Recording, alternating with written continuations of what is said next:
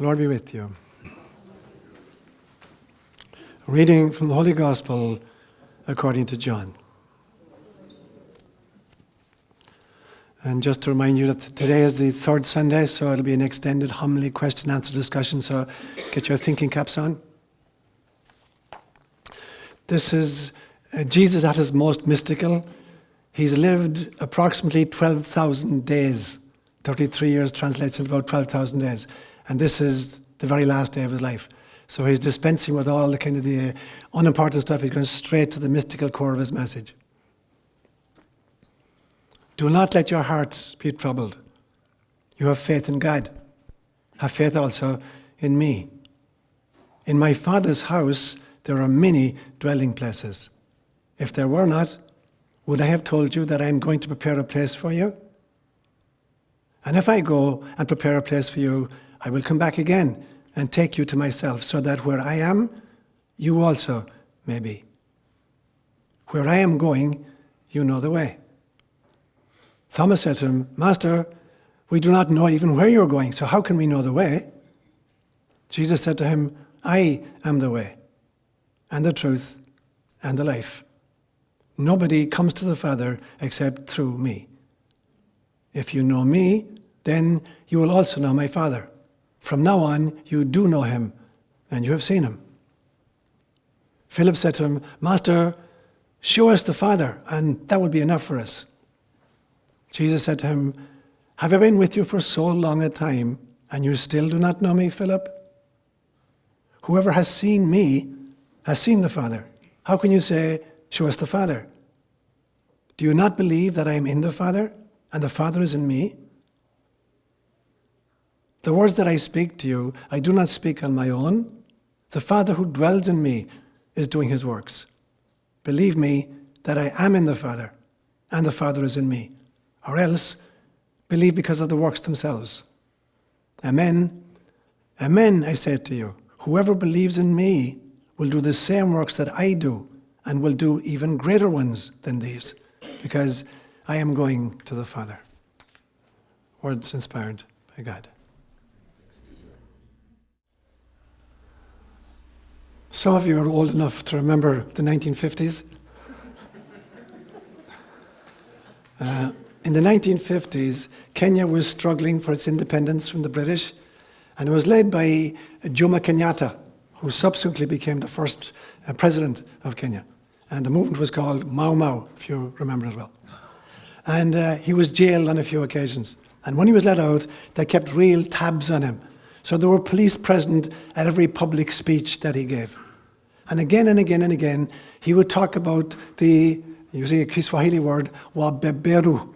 And wabeberu in Kiswahili means he-goats or rams. And he would talk about, how belligerent the wabeberu were, that they were taking food from the goats and from the cattle and from all the other domesticated ungulates and leaving nothing. And if you know goats are like that. Goats in the wild are really voracious hunters and eaters. They take everything. So he would constantly talk about, be careful of the he-goats, the wabeberu. So the police would go back to their superiors and say to them, he's okay, he's not getting into any trouble. He's confining himself to just giving agricultural advice. What he didn't know is that wabeberu was a code word for the colonialists. When I went to Kenya myself in 1972, and I worked over the next 14 years, worked with 3 different groups of Kalenjin peoples. Firstly with the Kipsigis, and then with the Nandi, and then with the Tugen. And at that time, among the Kipsigis, who had been traditionally nomadic pastoralists, they're still practicing polygamy.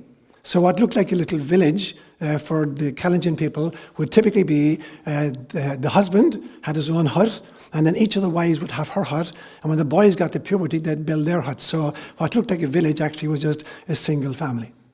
And when one of the wives got pregnant and was well into her pregnancy, sexual intimacy would cease until the baby was born and until it was weaned. And typically the baby was weaned at about age 2.5 years. And then there was this one great day when the mother would take a bowl of soup that she'd prepared and she'd give it to the little boy and she'd say, take that across to your daddy. And the little kid would be really, wow, what a big boy am I? Look at me, I'm bringing food to my daddy. And he'd go across the compound and he'd give the bowl of soup to his daddy. And daddy would say, bingo, we're on. this was a signal from the wife that she was ready to re-engage, with him conjugally.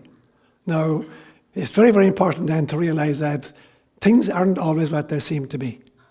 It's not what you see, it's how you see what you see.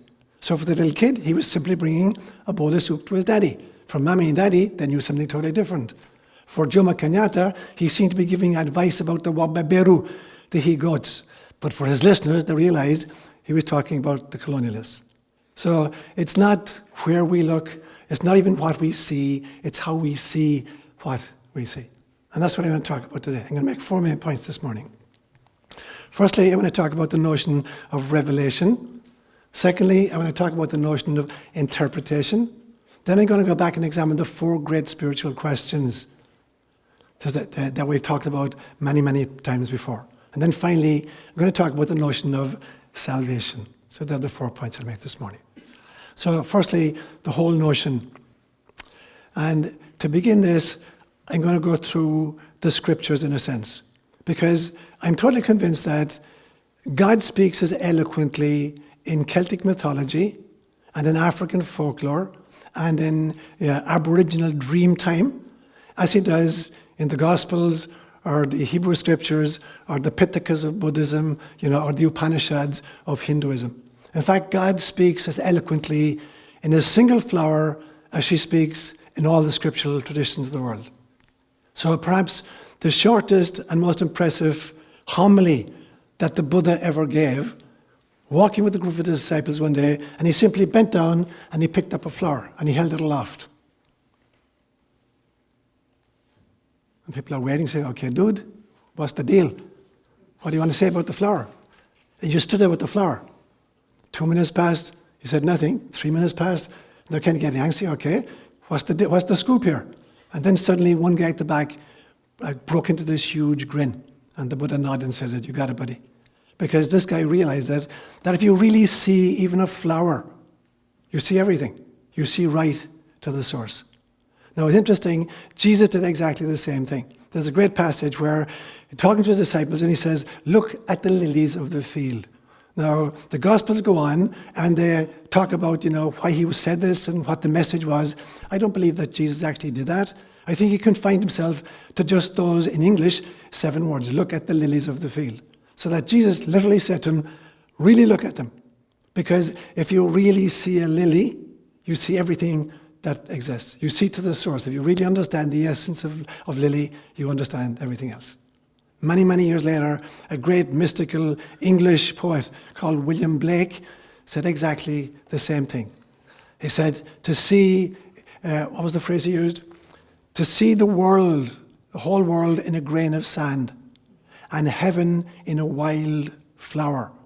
To hold infinity in the palm of your hand and eternity in an hour. So we got the very same thing. You could look at a grain of sand or a flower. Doesn't matter where you look. It's how you look that makes the difference. So again and again and again, revelation is found wherever you choose to see it. Revelation is found in the eyes and in the heart and in the soul of the beholder. It's not that you have to look in special places or go to special retreat centers or go on particular pilgrimages. They're fine if you choose to that. You don't have to do any of that, because if you really look in ordinary stuff, the flowers in your back garden, bumblebees flying through the air, you're going to see everything if you really see what really is. So that's my first point. That revelation is everywhere. You don't have to travel to find it. You just have to look differently to behold it. That's my first point. So when you encounter revelation, whether you're doing it on your own, or you're listening to a Jesus figure or a Buddha figure speaking, or you're reading the scriptural traditions, what kind of a mindset are you going to bring to it? Because the interpretation that you get from it is dependent upon your own level of spiritual maturity. So for a whole bunch of us, all we do is we take a literal interpretation of the teachings of the great masters as we read them or as we listen to them. And we get in big trouble. You can't take the teachings of a great teacher literally. They're never speaking at merely a literal level. So if you listen to Jesus, for instance, when he says something like, if your right eye scandalize you, pluck it out and throw it from you. Better to enter heaven with one eye than to go to hell with 2 eyes. If your right hand scandalize you, cut it off and throw it away. Better to enter heaven with just one hand than to enter hell with your whole body intact. Now, if you listen to that literally, and you finally get to heaven, you're going to find yourself in a place where it's just blind amputees. Heaven consists of blind amputees. Some people did take it literally. A very famous early church father, I believe it was Origen, an extraordinary, brilliant guy, took this message literally, and he castrated himself. Now, I don't know if it did any good for his thought processes, but he literally castrated himself, thinking that he had to take this literally. So the first level of unpacking the message of a great teacher is to listen to the words and think that you understand them because you understand the literal English cognitive processes going on. That's the first way. The second way is to engage with the material in a symbolic level. And there are two kinds of symbolism, whether you're working with revelation or scriptures or a dream that you have during the night. There is two kinds of symbolism. There's associative symbolism, and then there's archetypal symbolism. So, for instance, if you and I dream of Mount Kilimanjaro, the highest, it straddles the border of Kenya and Tanzania, and there's snow on the top of it. If you and I dream about it, it may be very different, because if you've never been there and you haven't lived there, you have an idea, something that you got from a book. I lived there and I knew it, and so I'll have a different association to Kilimanjaro than maybe you do, because I have a different relationship with it in my lifetime. So that's kind of associative symbolism. So sometimes when we unpack the scriptures, every one of us is going to have associations to the data which other people don't have, and that's great. But then there's a second kind of symbolism, and it is coming from the collective unconscious of the human race. So this level of symbolism is true no matter what culture you belong to or what part of the world you come from. So to take a mountain again, mountains are the theatres for theophanies. Wherever you encounter a mountain in a scriptural tradition or in a great story, it's always the place in which God manifests. So there are theatres, for the theophanies. So that would be the kind of a deeper level of dealing with scriptural material, looking at the deep symbolic nature of it. The third level is to engage with the material in a mystical fashion. Is to really have to go to the core of yourself. So you're not using even intelligence to try to unpack it. You're not using your previous knowledge of Carl Jung's theory of the archetypes, but you're letting it seek into your very soul itself. Now, this is the level that it really, really makes sense. And this is the level at which Christ is really talking. And particularly on the very last night of his life, as I've said, he's lived for 12,000 days. He only has less than 24 hours to live at this stage. He's not going to be messing around with either literal stuff or even symbolic stuff. He's going right to the core of what he means. And so there's this great dialogue that goes on in it where he says, you know where I am going, and I'm going there to prepare a place for you so that you may be where I am. He's not talking about a physical location someplace in the sky. He's talking about a spiritual state. The place I've arrived at is the place I want you to arrive at, and I got to prepare it for you so you can be where I am in the Father and the Father in me. We're not talking about the kingdom of heaven as a kind of a state we get to, or a place we arrive at. It's a mental, spiritual consciousness. That's where he's trying to get them. And he says, and you know the way to get there. I've been teaching you now for 3 years. You know how to get there. And of course, the guys are still stuck in literalism. And Thomas says to him, we don't even know where you're going, so how the hell can we know the way? And Christ says, I am the way, and I am the truth, and I am the life. Nobody comes to the Father except through me. Now, is he saying that I, Jesus Christ, the carpenter from Nazareth, are the only way you can reach salvation? He's not saying that at all. So I remember in 1995, I was invited to give a series of 7 lectures at the Presbyterian Church in Palo Alto, and on Jesus. And I titled the whole series, Will the Real Jesus Please Stand Up? And some of you were there. I know Maureen Ryan was present at that series. Margaret Park was there. But I remember when I was preparing for that series of lectures, in a very, very deep meditation one day, I had a really powerful vision of Jesus. And he came towards me, and I had just been reading this very scripture where it says, I am the way and the truth and the life. Nobody comes to the Father except through me. And so here he is now. I have him in person, in the flesh. And so I said to him, did you really say that? Say that? And he says, yes, I did. And I said, can you tell me what you meant by it? He says, yes. He says, the only way is love. I am love. The deepest truth is love. That is the truth. The only way to get to the Father is through love. And so, yes, I am the way, I am the truth, I am the life.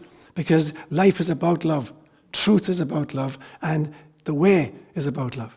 And you cannot get to the Father unless you discover love. And so, yeah, I am, because I've discovered who I am. I am love. The way is love, the truth is love. The only way you can get to the Father is through love. And then spontaneously, without any prompting from me, he went on, he said, and the Buddha is the way and the truth and the life. You cannot get to the Father except through the Buddha. Because the Buddha realized that the way is compassion. And the deepest truth is compassion. And the life is compassion. You cannot get to the Father except through compassion. So it's a totally different spin on what Christ means when he talks about being the way, the truth, and the life. A very famous, brilliant German philosopher called Schopenhauer said famously, truth goes through 3 distinct phases in its evolution. The first one is that it is ridiculed. Secondly, it meets violent opposition. And then thirdly, people say it's self-evident.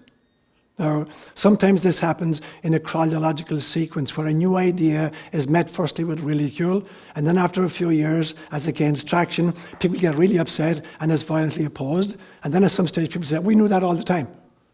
Now, but I believe that in this instance, when you're talking about spiritual people, it's not actually a chronological sequence of stages. Rather, the 3 stages are embedded simultaneously in the hearts of 3 different kinds of spiritual seekers.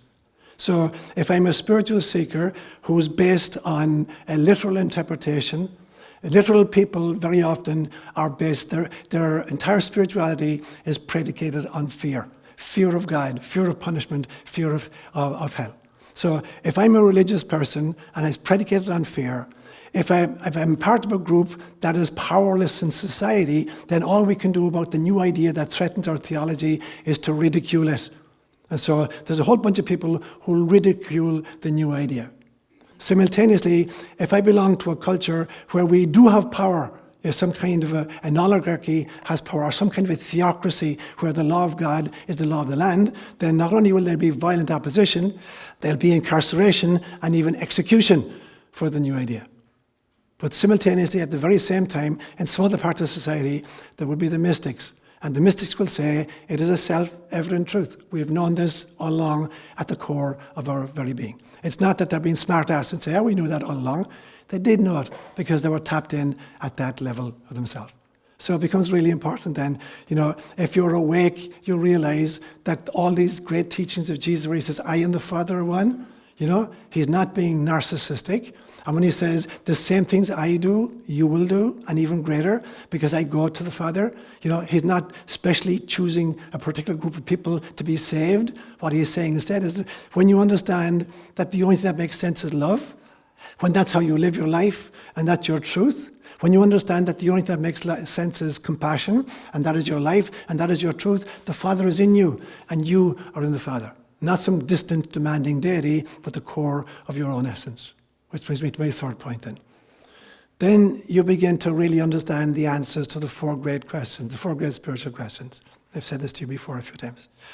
The 4 great spiritual questions, I believe, are to ask myself, who is God for me? Who am I?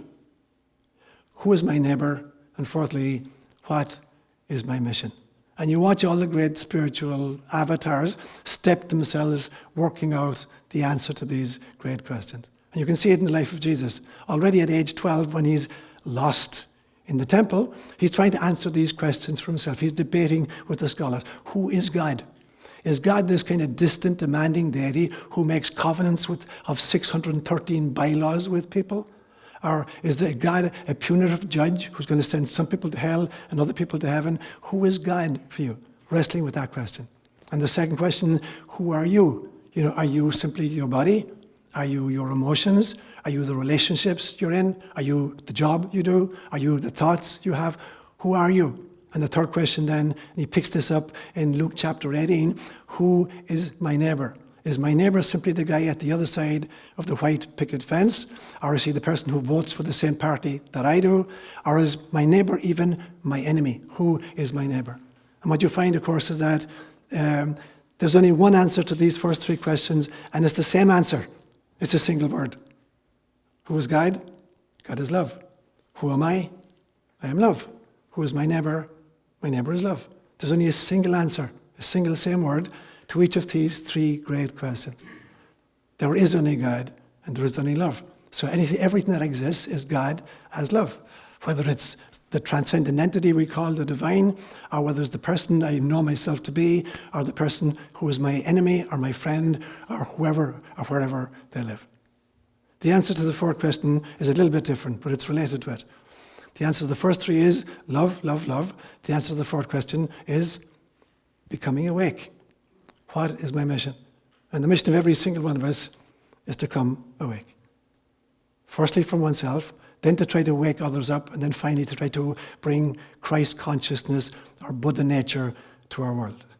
And so, for instance, Gautama Siddhartha had no business being a preacher. He was not a Brahmin. He was a Kshatriya, the warrior class. But he started preaching anyway. And the priests were really upset with him. And they sent delegates to him, why are you preaching? Are you a prophet? No, I'm not a prophet. Are you an angel? No, I'm not an angel. Are you a sage? No, not a sage. So why are you preaching? And he said, I preach because I am Buddha. Buddha literally means I am awake. I've understood, I've broken through Maya, I've broken through the illusion, I'm fully awake, I understand how the system works. That's the reason I preach. Now, my credentials for preaching, I'm awake. Now, Jesus would say exactly the same stuff.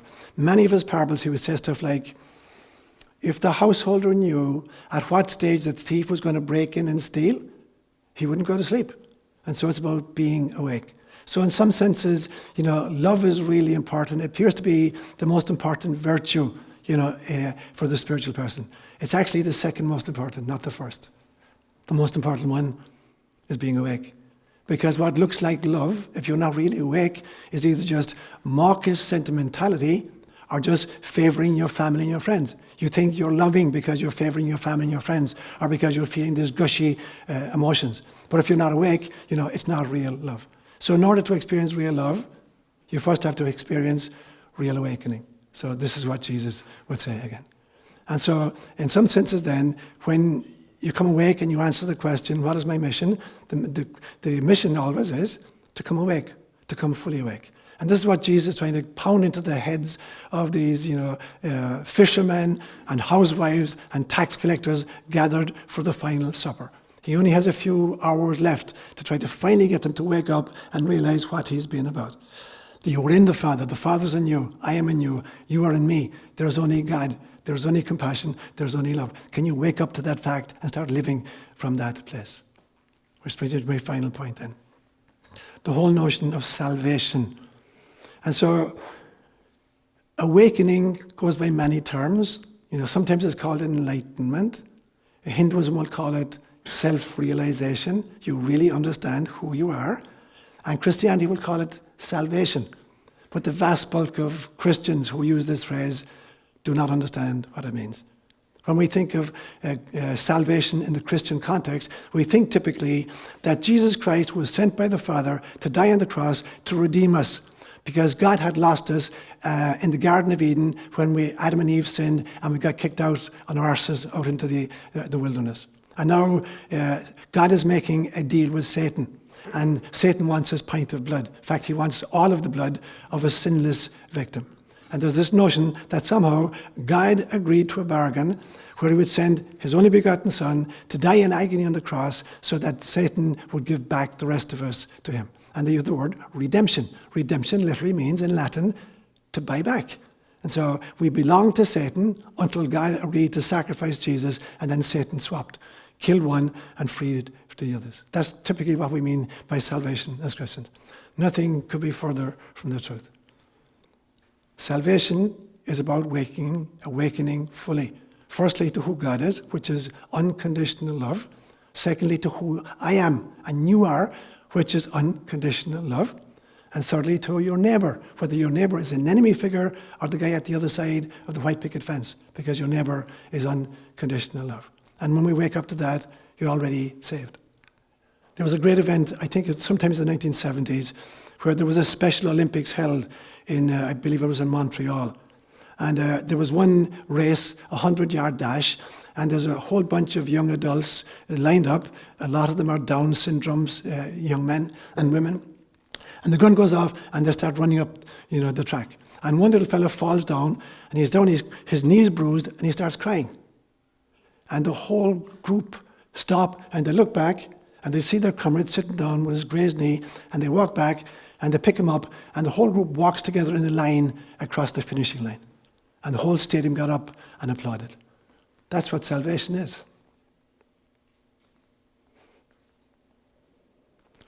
Nobody is saved until everybody is saved. How could you be part of a family and watch your brother or sisters, stay in the darkness or in the illusion or hell, as it looks, and go up and say, I'm glad at least I made it, while everybody else is suffering? Nobody can be saved until everybody is saved. The kingdom of heaven, isn't really opened in a sense until all of us are free to enter. So anybody with any compassion in their hearts, is going to become a bodhisattva. How could you not reincarnate? How could you not keep coming back while there is even one sentient being who's still caught in the illusions of Maya? So the real salvation is coming to the realization that all of us need to come awake to who God is, to who you are, to who your neighbor is, and to realize that this indeed was the very reason that you volunteered for incarnation. I keep using this phrase with you that there is only God. Life is a dream that the ego is having. The ego is a dream that the soul is having. The soul is a dream that spirit is having. And spirit is a dream that source is having. In fact, nothing exists except God. Everything we see is simply God in drag.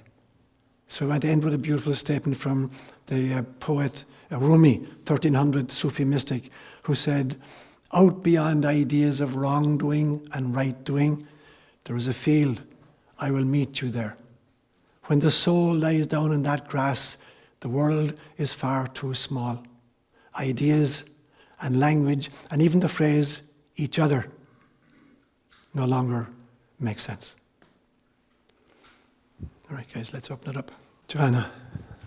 We walk around in love inside of ourselves. And in one of the ITP classes that I took, there was an Aikido teacher, and she said, center is a place that you come back to, because things throw us off in life. So as we go through the world, mud clouds our vision as to the fact that, we are love and the world is love. And what are the ways to cope with that swings us out, back away from that, ourselves? Okay, it's a great question, Joanna. So the truth is that when we volunteer for incarnation, we volunteer to self-limit. Because, when we're in God's presence, we know that there is only love. The question is, if I were to limit myself and withdraw the clues, could I still remember who I am? So as soon as we volunteer for incarnation, there are 4 great limitations. The first one is that we have to trade in, our cosmic extensiveness. We are part of all that is for this tiny little, body, 120 pound, 110 pound body, whatever you're in right now. The second is that you have to trade cosmic consciousness for this 3 pound blob of wetware that you carry between your ears. The third thing is that you're subject to chronology and time. Time is an artifact of human consciousness. It's because this little laptop is so small that we can't grok the entire gestalt in one go. So we have to break it up into bite-sized pieces and process them sequentially. But it's all out there from the beginning. Like you buy a book, everything you're going to read over the next 4 days is already there. It's just that your eyes and your brain are going to do it page by page, paragraph by paragraph, line by line, word by word. But it's all there already. And the fourth great limitation is that we suffer amnesia when we come in. There's amnesia created for who we are, who God is, who the neighbor is, and what the mission is. Part of the journey is to wake up and discover these things. So how do you go about that? There are lots of great practices. The first, I think, great practice is creating sacred space and sacred time in your life. There have to be times in your day and times in your week and times in your year when you have to kind of draw aside from the ordinary in order to be able to see the extraordinary in the ordinary. when you're kind of in the middle of the ordinary, so often because you're busy, you cannot see the extraordinary in the ordinary, so you got to draw aside. So having a sacred space to do that, whether it's a mountaintop or the beach or the forest or some little corner of your own room. And then creating sacred times in your day, that you focus on trying to wrestle with this. The second great suggestion I would say is you have to start creating some kind of a personal cosmology. You're inundated with billions of experiences on a regular basis. How do you put all of these pieces together into a jigsaw that makes sense to you? I've used this example before. Imagine, for instance, that you come into the house and there's kids in the house and there's a dog in the house and whatever, and the kids have taken out, a jigsaw puzzle and they're scattered on the floor, and the dog has taken the cornflakes box, chewed it up, and all the pieces are in amongst the jigsaw puzzle pieces. What you have to do is try to firstly sort out what's jigsaw, what's real jigsaw, and what's pieces of the cornflakes box.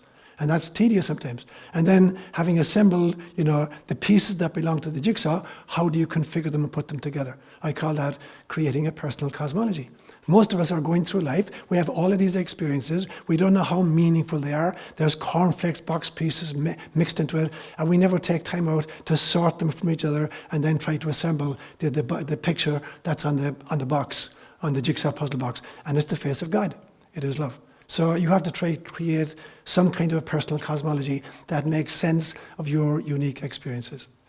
Meditation is a way to do it. Spending time with little kids is a way to do it. Spending time out in nature and watching how nature does it is a way to do it. So there are many, many different kinds of practices. Accepting feedback, either solicited or unsolicited from people, is a way of understanding when I'm out of alignment with who I really am. So all of the great spiritual practices are efforts to really try to get us back on center. And center is always love and compassion. It's always Buddha or it's Jesus. It's Christ consciousness or it's Buddha nature or self-realization, whatever word you want to give to it. Yeah. So, Evelyn? A story where it started with a little boy who fell down or skinned his Okay, gotcha. Sure. Those things, you get to have problems to be self.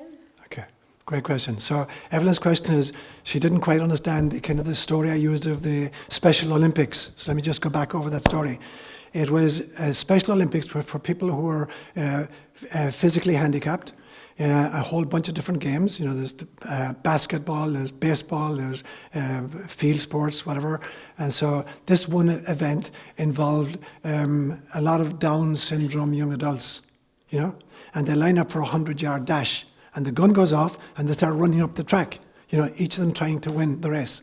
And then halfway of the track, one little fellow falls down and he cuts his knee and he starts crying. And the rest of them turn and they look back and they see this kid, one of themselves, crying. So rather than continue and try and win the race, they come back and they pick up this little child, one of their own, and they all walk together. So nobody wins the race. They go across the finishing line together. So what I'm saying is that, that's what salvation is like.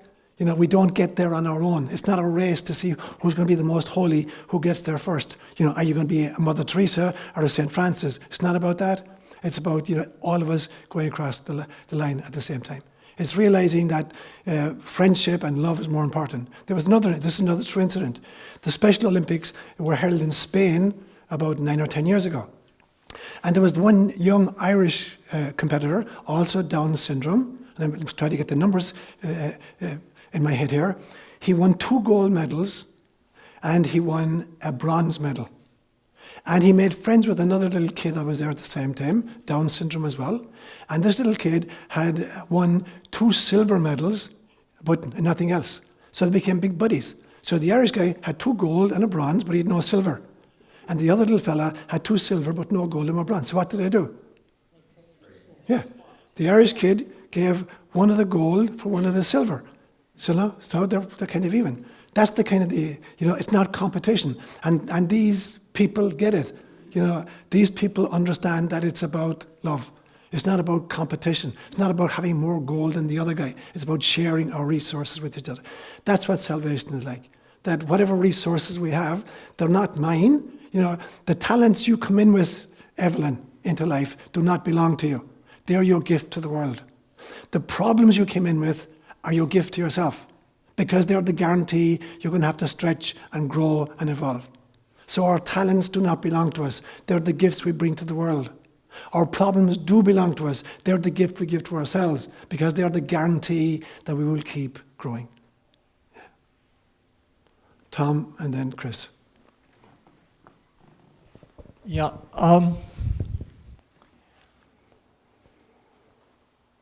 If I hear you correctly, and I would agree with this, so maybe that's why I'm hearing it the way I'm hearing, is you cannot really know what love means until you're enlightened.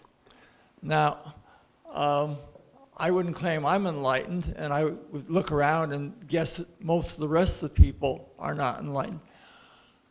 And maybe that's one of the reasons why love seems to be one of the most used and abused words in our language. What does one do about that? So, imagine, can we follow me here? Imagine there's a switch on your wall. You have them at home.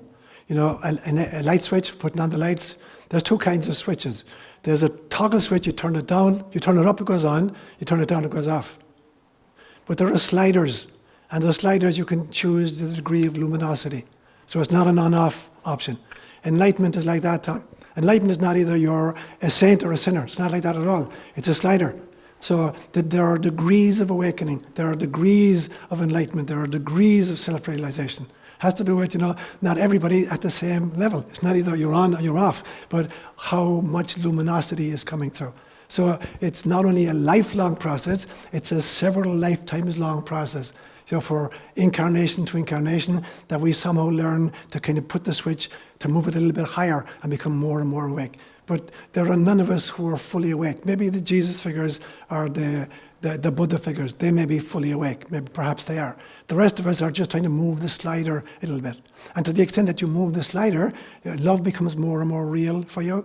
Because as you become more and more awake, the love is more and more genuine. So it's neither you're awake and you're loving, or you're not awake and you don't know how to love. Yeah, great question, Tom. Chris.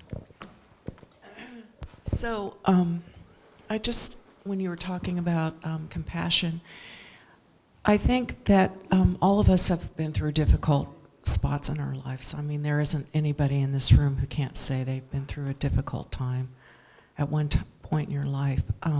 I know when I was unemployed, we were on the verge of, I was applying for food stamps, for example.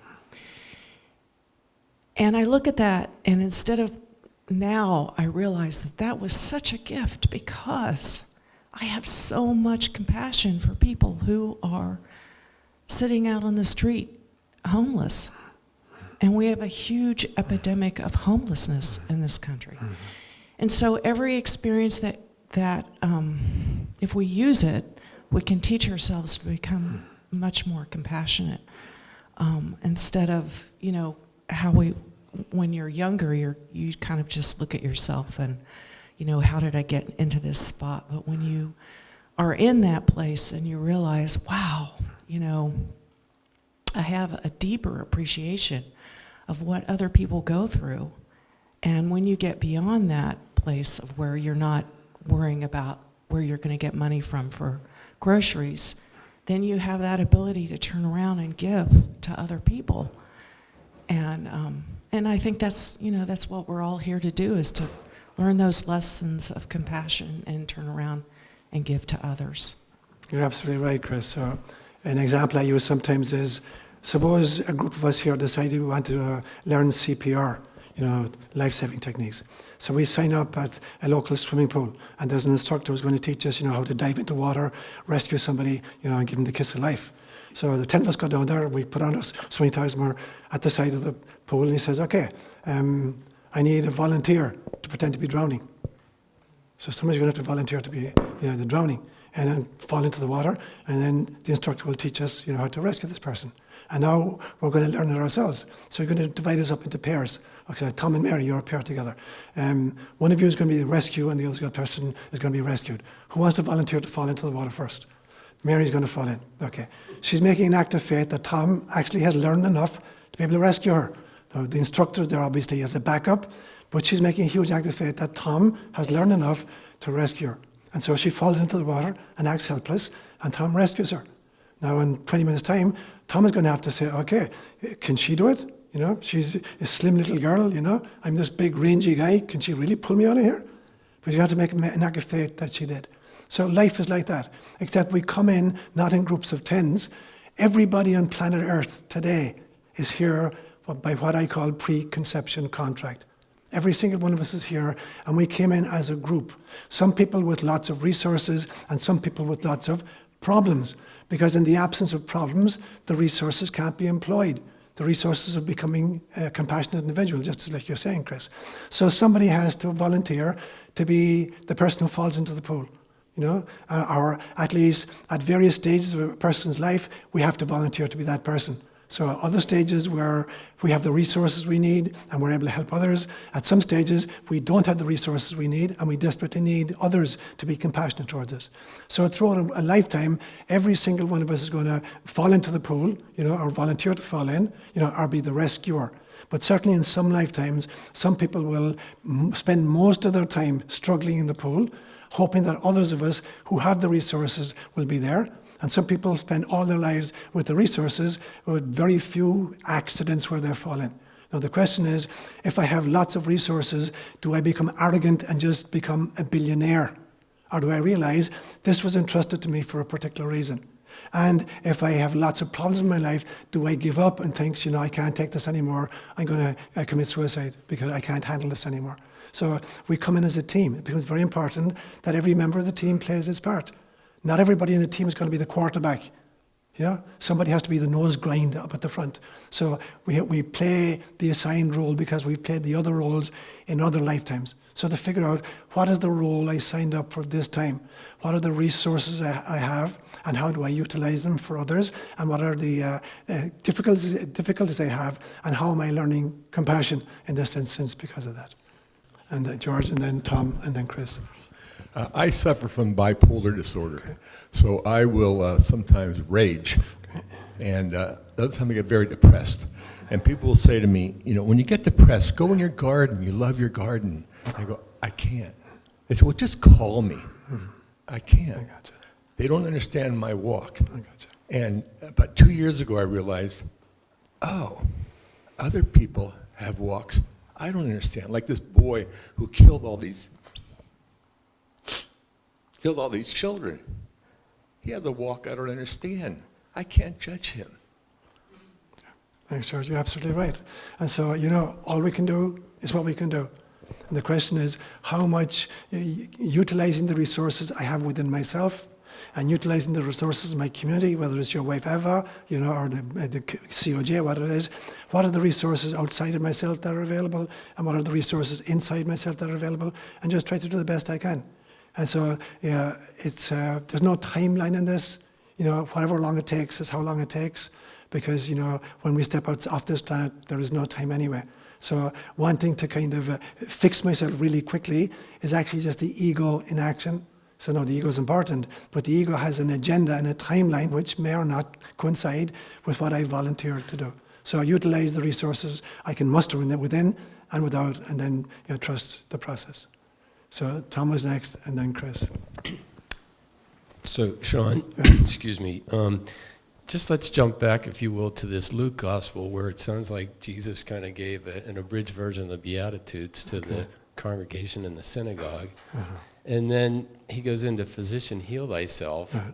And then the people say, he said the people will say, do in Nazareth what you've done in Capernaum. And then he cites Elijah as going to Zarephath to find a wife, I take it. No, not a wife. He's healing the son of a woman whose son had died. Okay. I don't understand why the people ran him out of the synagogue. So this is a great question, Tom. What you have to realize when you're looking at these gospel accounts is that they've been redacted many, many times, and pieces have been put together and pieces have been left out. So this is a much, much, much longer story. And so if you were to try to fill in the missing pieces, I mean, it doesn't make sense as it's presented, because at one stage you were told at the very beginning of that reading that people were applauding him. Everywhere he went, people were really happy. And we're told that, in fact, that even in the synagogue in Nazareth where he was from, when he'd finished speaking, people were in awe. And then a few verses later on, they're going to, kill him, throw him off the cliff. So there's a whole bunch of stuff stuffed into the one container. And this is the problem with, when you edit any kind of book, you put together things that didn't naturally belong to each other, or you leave out kind of transitional pieces to explain. So if you were to take it in its overall context, it's obvious that once he began his public ministry, people are in awe of both his wisdom and his ability to heal. And his reputation is preceding him. He comes back to Nazareth for the very first time, where he's actually being born. And now they're delighted they're going to see this guy. But it's like everybody, if you went to school with somebody, and all of a sudden he comes back in town, and he's a professor of, astrophysics, sometimes you think, Johnny couldn't even pass grade 1 math. What do you mean he's a professor of astrophysics? So we tend to judge them very, very, very differently. And so he's coming back now to his own place. There's a suspicion in the scriptures that he was actually a bastard. In Hebrew, mamzer. Because in one account of it, he's called, isn't this the son of Joseph? In Luke's account, isn't this the son of Joseph? In either Mark or Matthew, it says, isn't this Mary's son? Now, there's this huge distinction in the Hebrew cosmology. When you identify a person by their mother, it's to indicate that it's an illegitimate child. You would never identify a boy as the son of a woman. It's always, Ben something, son of, and then you name his father. So, at the very, very beginning, for instance, of Matthew's Gospel and Luke's Gospel, they're at pains to try to explain, how Mary got pregnant before Joseph and herself got together. Because Jesus is being regarded as a mamzer. So now he comes back to his own village in Nazareth, where everybody knows, his mother got pregnant before she was married to Joseph. So, and now he's preaching and saying, who the hell is this guy? This guy is a bastard. He's going to preach to us? So that's an underlying dynamic there as well. So you got all these pieces mixed in together. And it may have been actually several different occasions all put together. But it's been really, really badly edited. Either Luke did a bad job in putting together various stories, or subsequent redactors put together pieces that didn't actually belong together. But you're absolutely right, you picked up on it immediately. There's a huge discrepancy between the crowd who are enthusiastically embracing his wisdom, and suddenly they want to throw him off the cliff. So something has happened in between that is not reported, that forced Jesus to try to defend himself. And how he defended himself was the following. He says, there were many widows in Israel at the time of Elijah the prophet, but he wasn't sent to any of them, except to a foreign woman. And the story was, this foreign woman, her child had died. And she sent a message into Israel because she heard of this prophet. And he sent his manservant. He said, no, I'm not going to deal with manservants. I want you to come. And Elijah came, and he resuscitated the child. And what Jesus is saying is, why did he go outside the country? There were lots of dead, children in Israel. Why didn't he do that? The second one was Elisha, another prophet. There were many lepers in Israel. There was the commander of the Syrian army at the time was a guy called Naaman. And he had led sorties into Israel where he captured, people. And he took one slave, a young girl. And this girl is indentured to a household, Naaman's household. She's attendant upon his wife. And they realize that Naaman has leprosy. And so he tries all kinds of cures, and nothing works. And this little Israeli girl says, there's a prophet in my country, and I guarantee you he could heal them. And so the king sends Naaman and a whole bunch of gifts, talents of gold and animals of all kind, to go to Elisha to see, can you cure his leprosy? And Elisha refuses even to see him. He sends out his manservant, he says, tell him to go wash in the Jordan 7 times. And Naaman gets furious. He says, are there no rivers in my country that I couldn't wash in? You think I'm going to this little piddling brook you call a river in Jordan? I'm going to wash there? And he stalks off. And his servant says to him, Master, please, please, please, if he told you to do something really, really difficult, would you do it? And Naaman says, yeah. He says, well, this is very simple. What's to lose? Try it, see what happens. So he goes down to the Jordan and he bathes 7 times and the leprosy disappears. So Jesus is saying, there were many lepers in Israel at that stage. How come none of them were cured except this foreigner who was actually a colonialist who captured people from Israel? So in other words, Jesus is saying, you don't own God. You can't dictate how God is meant to work. And so he's talking about himself then. I have done all of these miracles, and the reason I have is I've been building upon the faith of the people whom I've cured. But I came to this particular village at this stage, and all you got is cynical guys at the back with their peak caps in the back saying, yeah, let's see you do it here. We heard all these reputations. I mean, we know about you. We know that you're a mamzer. See what you can do here. And Christ can't work with that kind of a mindset. So that's kind of the extended story. Sorry for kind of spinning it on and on and on. Yeah, it's a good catch, Tom. Chris was next. Yeah, hi. I don't know, we all have different roles to play, and it seems mine many times is to be a pain in the ass contributor. You do it so well, Chris. I know, I thank you. Concerning the Bible, I don't believe the Bible at all. That's not to say that there isn't truth there, but it's gone through so many translations and so forth. So anything I hear from the Bible, I put the word, one word, a preface, and I say, it is reported that Jesus said, or Paul said, or whoever. And we really don't know. And it's discouraging how much is lost over the centuries. One of the most discouraging things is there's so much talk about love and forgiveness, nothing about how to do it. The only times I've been able to, my emotions tend to go up and down a lot, and when they're up, I can kind of relate to it. When I'm down, I'm just an angry, hateful person. And one of the things I've noticed when I get into critical thinking is that Jesus has been elevated to a very, very high state. And no doubt he's probably one of the highest consciousness people that have ever been on the planet. However, he still made a whole lot of mistakes, and most people don't acknowledge that. Not enough time to go into that. So I got to cut it off there because you're raising a whole bunch of really important stuff. So let me try to respond to the few. Yeah, we could go on for 3 hours. You could. But anyway.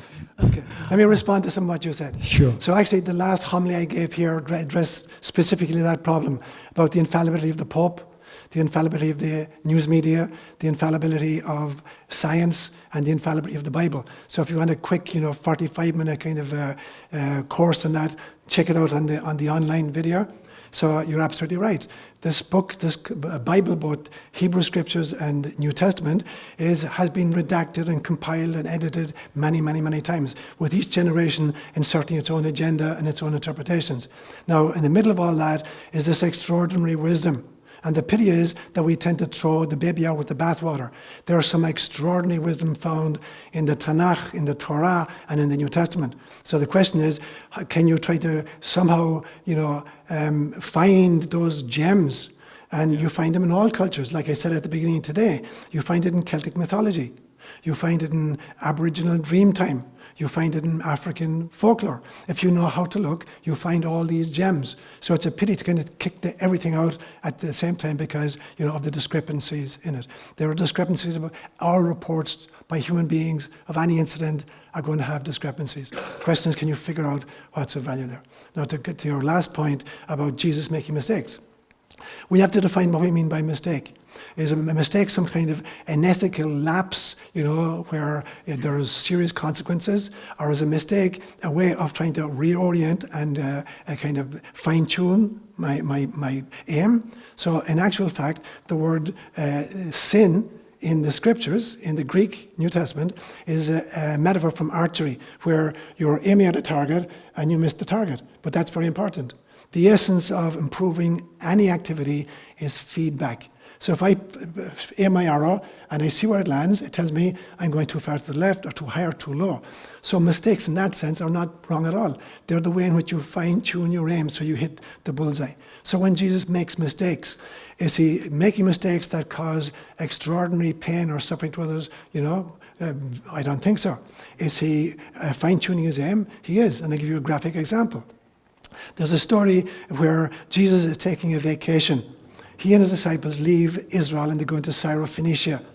and he's walking down a little village, and there's a woman recognizes him, a Syro-Phoenician woman, who obviously has been in Israel, and she recognizes him.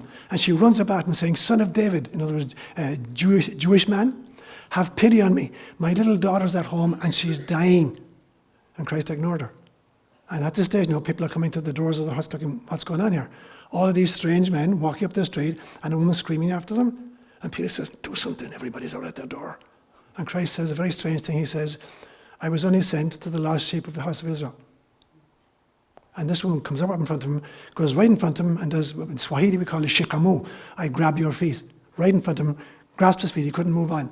And she said, "Please, my little daughter is dying, please help me." And he says a very cruel thing. He says, "It's not fair to take the children's food and throw it to the dogs."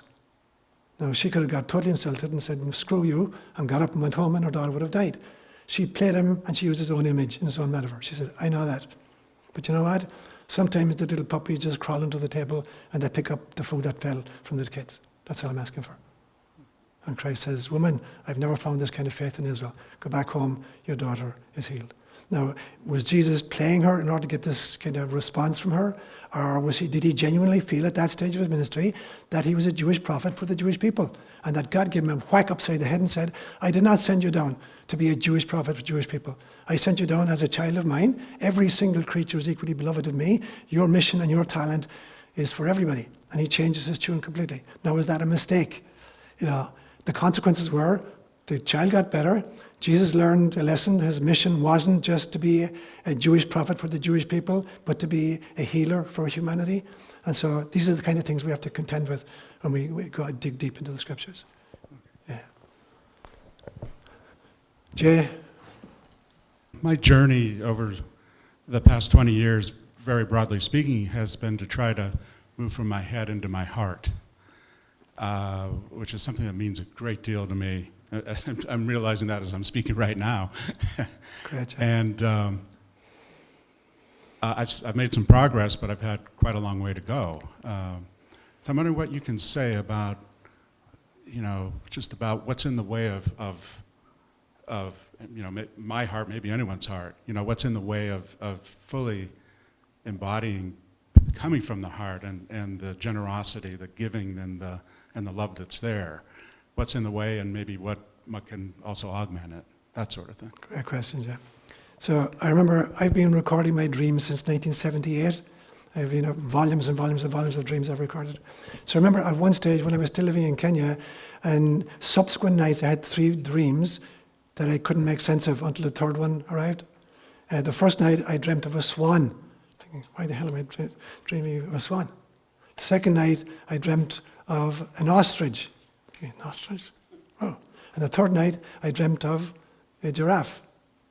And I finally got it the third night. All of these animals there's a long distance from the head to the heart. Yeah. So it's exactly the issue you're talking about. And I was being told at that stage, dude, it's not about brain activity just, you have a gift, that's fine. Everybody has a gift, that's fine. But you don't get to God by being a rational individual. If you did, the great geniuses of the planet, all the great atheists, would all be religious people. So your brain is not going to take you all the way. So there's some other organ. Now, the difficulty is that we tend to identify, when we recognize the heart, we tend to identify it as the seat of our emotions. And it's not that. That's one of the things it does. But in Jewish cosmology, the heart is actually the seat of wisdom. And even though it may sometimes, manifest as emotions, that's not its objective. Its objective is to identify the deep, deep, deep, deep wisdom that cannot be arrived at rationally. You have to go trans-rational and trans-temporal and trans-personal. And when I say trans-rational, I don't mean irrational. I mean beyond reason. And so when we make the journey down into the heart, we have to be just careful that we're not getting kind of seduced by thinking that the heart just means feelings, like as in emotions. They're part of it, and they're a beautiful part of it. And they're indications that compassion is becoming part of who I am. But it's a much, much deeper place than just feelings or emotions. It's the innate wisdom. It's the God within. So Hinduism talks about 4 paths to God. They call them the 4 yogas. They talk about Jnana Yoga, which is the path of the mind. They say if you use your mind properly, it can be radically transformative. And it can get you a lot of the way, but not all the way. The second one is Bhakti Yoga, which is the path of the heart, you know. And again, that's going to take you all the way. But it's not going to take you, it's going to take you most of the way, but not into God itself. The third one is Karmic Yoga, which is social justice and social action. That looks, you know, using your gifts and your talents and your resources for people who are suffering. And the fourth one is Raja Yoga, which is meditation. By going so deeply inside yourself that you access the divine who is within all living beings. So there's 4 ways in which you can get there. So obviously, if you decide the path of the heart, you have to differentiate between, you know, the Francis of Assisi of the world, you know, who are, and the Mother Teresa's, who are out there helping others, and the Teresa of Avila's of the world, or the Meister Eckhart's of the world, who are going deeply in and finding within. So as I say, it's not where you look, it's how you look, and it's not where you go, it's how you go. It doesn't matter whether you go out or go in. You know, if you go out with the proper mindset or go in with the proper mindset, you're going to find everything that you ever need. Yeah. So we'll finish with Diane. I want to talk about grief. Okay. And my question is, I want help understanding, well, let me put it to you this way. The problem for me is trying to decide where my dad went. Did he go to heaven and he's looking down around on everybody and he's with my mother and all the people he loves? Or has he somehow disappeared and lost his identity and is part of oneness of the universe? Doesn't know I exist. I need help with that. That's brilliant. That's great. And of course, it depends then on what kind of a cosmology makes most sense to you. But if I were to say to you, Diana, your body contains 70 trillion cells. Every single one of those cells has all of the abilities that your entire organism has. It has an endocrine system, every single cell, an endocrine system, an immune system, you know, an elimination system. Every single one of them is unique and totally self-sufficient. In fact, for the first 1.5 billion years on planet Earth, the only life form were single-celled, you know, protozoa, totally self-sufficient. At some stage, they collected together in little family groups, and you got multicellular organisms, like amoebas, you know, or fish or whatever. Your body right now, so there's different fractal levels of organization. Every single one of your cells is still independent. And that's what happens, for instance, when a person develops cancer. A cell or a group of cells declare independence from the organism and start multiplying. So that's what happens when we get it wrong. But the cells typically cluster into the next level of organization, which you might call an organ. So you've got a heart, and you've got lungs, and you've got liver and kidneys and whatever. So the heart knows it's a heart, and the lungs know it's a lung. You know, and the cells that comprise those, in some senses, have been subsumed, but they still have their own identity, even though they have agreed to a mega identity of being part of an organ. The organs in your body have now been subsumed to the sense of self, an organism that we call Diana. So now, as you perambulate about this room, you carry all those 70 billion cells around with you, and you carry all those organs with you, and you act as if there's a single entity here, which is you. And that's true. But at all of the other levels as well, there's a consciousness and an awareness. The organs know what they're doing. The heart doesn't pretend to be a lung. You know, every single cell knows exactly what its function is.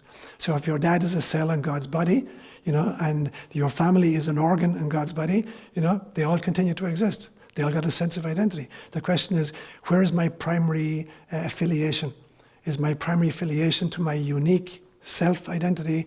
Is it to my family system? Is it to my nation? Or is it to everything that exists?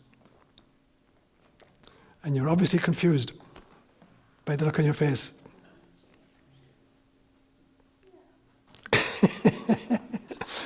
Your dad continues to exist as himself and as your dad. He's himself, he's part of a family of which you're a daughter, and he's part of God. And as God, there's just pure awareness. The total organism is God. Yeah. And maintains his identity? He maintains all of his identities. He has an identity as an individual. He has an identity as the father of a family. He's got an identity as a member of the human race. He's got an identity as a child of God. So it doesn't dissolve? Only if he chooses to. Whatever, Where's your awareness right now? At what level of you is your awareness? At what level of you is your awareness right now? Are you identified with the totality of the 70 trillion? Are you identified with your just your brain right now? Are you identified with your cells right now? Where are you identified right now?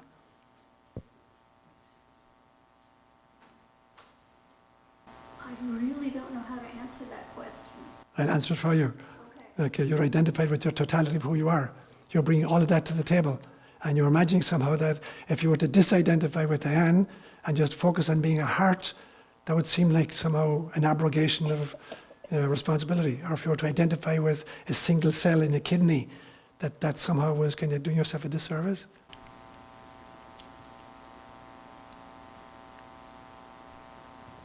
What gives me comfort is the sense that my father is somewhere, Yeah? rather than that he has disappeared and dissolved into a oneness that no longer remembers, no longer has body, no longer has itself, because it's become one.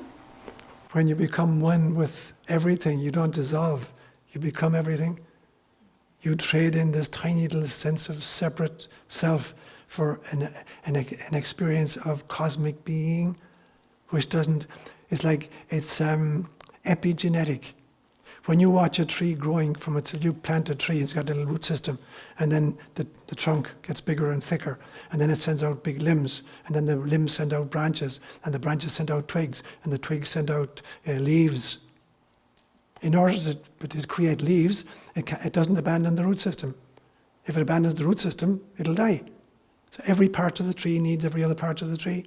The leaves need the roots to thrive, and the roots need the leaves because through chlorophyll they're getting carbon from the sun that filters down to the root system. The whole system is epigenetic. Every single subsequent stage transcends but incorporates all of the previous stages. So the fact that your dad may have assimilated into cosmic awareness doesn't mean he's abandoned his root system as a father to you. So it's just a question, where are you going to put your focus right now? And you're operating with a little piece of wetware, as I am. And you're trying to make sense of something which is basically ineffable, about which we can just use metaphors. I've used the metaphors of cells and the bodies. That's my best attempt to try to understand it in some kind of symbolic fashion. But the truth is, I know this from meditation, that there are times when there is no Seán left. I'm not an Irishman anymore. That's gone. Now, am I lesser because of that? Or I'm going to freak out because of that? No. I've elevated from cellular self-identity to organ self-identity to organism self-identity to family self-identity to national self-identity to Homo sapiens sapiens identity to all sentient beings identity to God identity. It's a question of where am I going to put the spotlight. Okay. Okay. All right, guys. Namaste. So before we continue with our Eucharist, let's offer each other a sign of our peace.